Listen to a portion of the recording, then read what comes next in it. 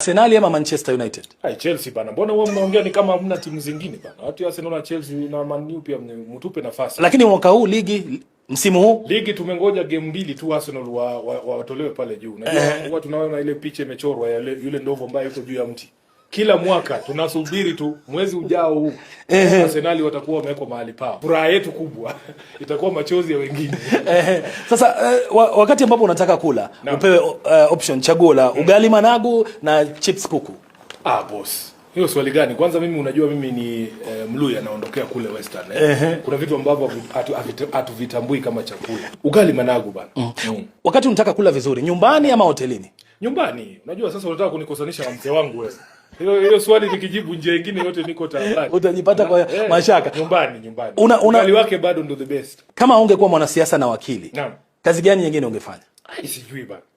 Sijui, unajua Mungu ana mipango yake. Maana unajua saa zingine watu huwa wanafikiria kwamba umejipata hapa kwa kuyapanga mambo, uliyafikiria ukiwa mdogo, lakini mipango ya Mungu itakupeleka tu, utajipata tu mahali ambapo uko. Sasa sijui kama kulikuwa na mpango mwingine.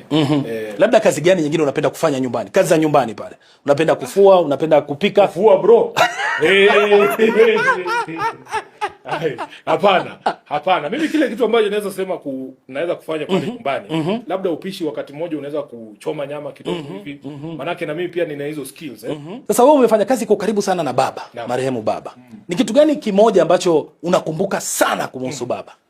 Unajua baba alikuwa mtu tofauti sana. Unajua kuna wazee tofauti. Kuna wazee ambao wanazeeka vibaya. Hawataki kuwafungulia vijana njia, hawataki kuwafunza yale ambayo anajua, yale ambayo anapitia. Kukuequip yani. Kwanza unajua mtu kukuamini wewe. Aswa na position nzito kama SG. Nilipewa hii position ya SG na baba nikiwa miaka 35.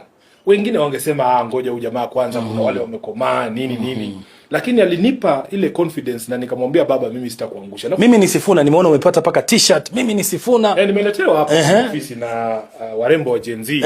Yani nimesikia kweli kwamba kuna force kule nje.